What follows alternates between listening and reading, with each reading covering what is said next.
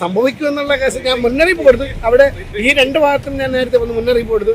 തിര കൂടുതലാണ്. അപ്പോൾ അവർക്ക് തന്നെ അറിയാമായിരുന്നു ഇങ്ങനെ ഈ വേലിയേറ്റ സമയത്ത് വെള്ളം തിര കൂടുതൽ അടിച്ച് മറിഞ്ഞുകൊണ്ടിരിക്കുന്നവർ കാണാം. അപ്പോൾ കയറ്റാൻ പാടില്ലായിരുന്നു. അവർ കയറ്റിക്കൊണ്ടുപോയി നിറച്ചാളുണ്ടായിരുന്നു. ഒരു 3 തിര പെട്ടെന്ന് വരെയായി അടിച്ച് അതെല്ലാം അടിച്ച് തെറിപ്പിച്ചിട്ട് എല്ലാവരും അപ്പുറത്ത് അടിച്ച ആ സൈഡ് രണ്ട് ഭാഗത്തായിട്ട്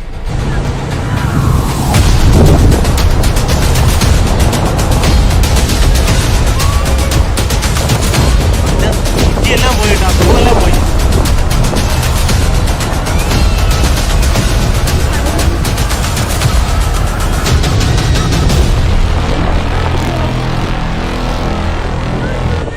വർക്കല പാപനാശം ബീച്ചിൽ ഫ്ലോട്ടിംഗ് ബ്രിഡ്ജ് ആരംഭിച്ചത് അനുമതിയും ശാസ്ത്രീയ പഠനവുമില്ലാതെ. ടൂറിസം വകുപ്പ് DTPCയും കേരള അഡ്വഞ്ചർ ടൂറിസം പ്രൊമോഷൻ സൊസൈറ്റിയും സംയുക്തമായി സ്വകാര്യ സംരംഭകർ മുഖേനയാണ് ഫ്ലോട്ടിംഗ് ബ്രിഡ്ജ് ആരംഭിച്ചത്. തീരദേശ പരിപാലന അതോറിറ്റിയുടെയും ദുരന്ത നിവാരണ അതോറിറ്റിയുടെയും അനുമതിയില്ലെന്ന് വിവരാവകാശ രേഖകൾ തെളിയിക്കുന്നു. എൻവയോൺമെന്റൽ protection research council president SJ സഞ്ജീവിന് ലഭിച്ച മറുപടിയിലാണ് വിവരമുള്ളത്. ഈ പദ്ധതി വർക്കല പാപനാശം ബീച്ചിൽ തുടങ്ങുവാൻ വേണ്ടിയായിരുന്നില്ല, പൂവാറിന് സമീപം അടിമലത്തുറ ബീച്ചിൽ നടപ്പാക്കാനാണ് ഉദ്ദേശിച്ചിരുന്നത്. പ്രാദേശികമായി റിസോർട്ട് ഉടമകളുടെയും മത്സ്യബന്ധന സമൂഹത്തിന്റെയും എതിർപ്പിനെ തുടർന്നാണ് ദ്രുതഗതിയിൽ പദ്ധതി യാതൊരു പഠനവും നടത്താതെ വർക്കലയിലേക്ക് മാറ്റിയത്.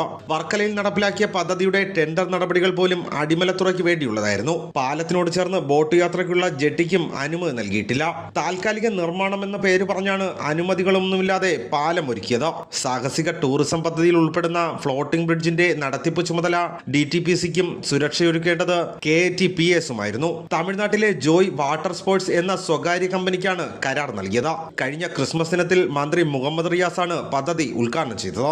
3 മാസം പോലും തികയുന്നതിന് മുമ്പാണ് അപകടമുണ്ടായത്. നടത്തിപ്പ് സ്വകാര്യ സംരംഭകരെ ഏൽപ്പിച്ച് മാറി നിൽക്കുകയായിരുന്നു DTPCയും KATPSും. മേൽനോട്ടത്തിന് ആരുമുണ്ടായില്ല. ശനിയാഴ്ച പാലം പറഞ്ഞ് കടലിൽ വീണ് 11 പേർക്ക് പരിക്കേറ്റ സംഭവത്തിന് മുമ്പ് തീരത്തെ ലൈഫ് ഗാർഡുകൾ അപകട മുന്നറിയിപ്പ് നൽകിയിരുന്നു. ഉയർന്ന തിരമാലകൾക്ക് സാധ്യതയുണ്ടെന്ന സമുദ്ര സ്ഥിതി പഠന ഗവേഷണ കേന്ദ്രത്തിന്റെ മുന്നറിയിപ്പുണ്ടായിരുന്നു.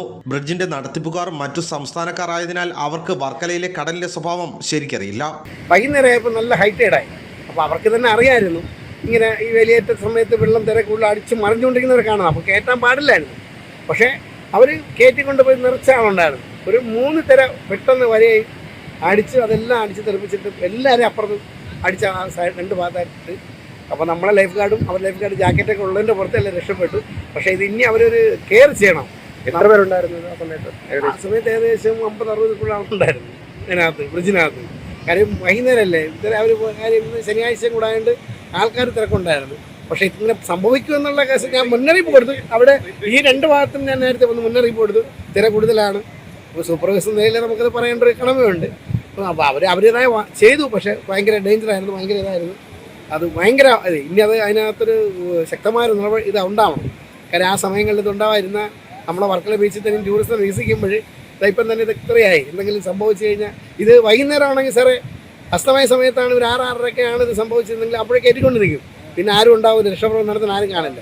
പദ്ധതിയുടെ മേൽനോട്ടത്തിന് സർക്കാർ തലത്തിൽ ആരുമില്ലാത്തതിനാൽ ലൈഫ് ഗാർഡുകളുടെ മുന്നറിയിപ്പ് അവഗണിക്കപ്പെട്ടു. അവധി ദിവസങ്ങളിൽ തീരത്ത് നല്ല തിരക്കുണ്ടാകും. ഫ്ലോട്ടിംഗ് ബ്രിഡ്ജിലും ഈ തിരക്കും ലാഭവും പ്രതീക്ഷിച്ചതിനാൽ നടത്തിപ്പുകാർ മുന്നറിയിപ്പ് ചെവിക്കൊണ്ടില്ല. ഫ്ലോട്ടിംഗ് ബ്രിഡ്ജിൽ കയറാൻ ഒരാൾക്ക് 120 രൂപയാണ് നിരക്ക്. തിരമാലകൾ രൂക്ഷമായിട്ടും സന്ദർശകരെ പ്രവേശിപ്പിച്ചത് സംരംഭകർക്ക് ലഭിച്ചു വന്ന നല്ല വരുമാനം കാരണമാണ്. ബോട്ടിൽ ഞങ്ങളുണ്ടായിരുന്നു. ഞങ്ങളിവിടെ നിന്നപ്പോഴാണ് ഇങ്ങനെ സംഭവിക്കുന്നത്. തിര ഇങ്ങനെ പൊക്കത്തിൽ വരുമായിരുന്നു. ഞങ്ങളന്നേരം ഇങ്ങോട്ട് മാറി ഇങ്ങ് വന്ന് ഞാൻ പെട്ടെന്ന് ഓടി ഇങ്ങോട്ട് വന്നു. അതുകൊണ്ട് രക്ഷപ്പെട്ടു. കയറ് മൊത്തം പൊട്ടി അങ്ങ് പോയി. പിള്ളേരൊക്കെ ഞാൻ കൈ പിടിച്ചോണ്ട് ഓടുകയാണ് ചെയ്തത്. ഈ കുഞ്ഞുണ്ടായിരുന്നു, ഇതുണ്ടായിരുന്നു. ഈ 2 പിള്ളേർ കയറ് തൂങ്ങി പിടിച്ച് കിടന്നു. ഇവര് കയറിനകത്ത് പിടിച്ചു കിടന്നു. പക്ഷെ ഓപ്പോസിറ്റ് സൈഡിൽ നിന്ന കയറാണ് പൊട്ടിപ്പോയത്.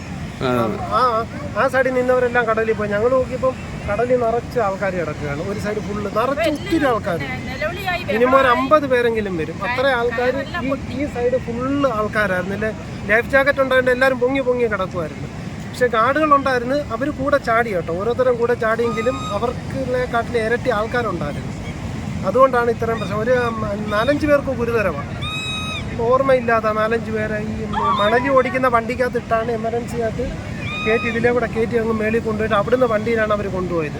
4-5 പേര്. അവർക്ക് ഒട്ടും ബോധമില്ലായിരുന്നു. ഒരു പയ്യൻ്റെ കൈയൊക്കെ നല്ല സ്ക്രാച്ച് ഒടിഞ്ഞിട്ടുണ്ട്, കട്ടായിട്ടുണ്ടെന്ന് തോന്നുന്നു. ഒരു ലേഡിയുടെ ദേഹം മൊത്തം ബ്ലഡ്. കയറെല്ലാം കൂടെ ഒരഞ്ഞിട്ട് കയറിനകത്ത് കിടന്ന് ഒരഞ്ഞ് ദേഹം മൊത്തം ബ്ലഡായിരുന്നു. അതിന് എവിടെയൊക്കെ മുറിഞ്ഞെന്ന് പോലും അറിയാൻ വയ്യ. അതിനൊക്കെ സീരിയസ് ആയിരിക്കും. 4-5 പേർക്ക് സീരിയസ് ആയിട്ടാണ് പോയിരിക്കുന്നത്. ഈ മണലി ഓടിക്കുന്ന വണ്ടിയുണ്ട്, അതിനകത്താണ് കൊണ്ടുപോയിട്ട് മേളിൽ കൊണ്ടുപോയിട്ടാണ് അവരെല്ലാം കൊണ്ടുപോയത്. ചെറിയ റോപ്പ് ഉപയോഗിച്ചാണ് പാലത്തിന്റെ കൈവരികളെ ബന്ധിപ്പിച്ചിരുന്നത്. ശക്തമായ തിരയിൽ ഒരു വശത്തെ കൈവരി തകർന്നാണ് സന്ദർശകർ കടലിലേക്ക് വീണത്. നവംബർ മുതൽ ഫെബ്രുവരി വരെ വർക്കലയിൽ കടൽ പൊതുവെ ശാന്തമായിരിക്കും. ഫ്ലോട്ടിംഗ് ബ്രിഡ്ജ് തുടങ്ങിയത് മുതൽ നല്ല കാലാവസ്ഥയായിരുന്നു. അതിനാൽ ഇതുവരെ അപകടങ്ങൾ ഉണ്ടായില്ല. മാർച്ചിൽ തിരമാല ശക്തമായപ്പോഴേക്കും പഴയപടി തുടർന്നോടെയാണ് അപകടമുണ്ടായത്. ഭാരത് വിഷൻ, വർക്കല.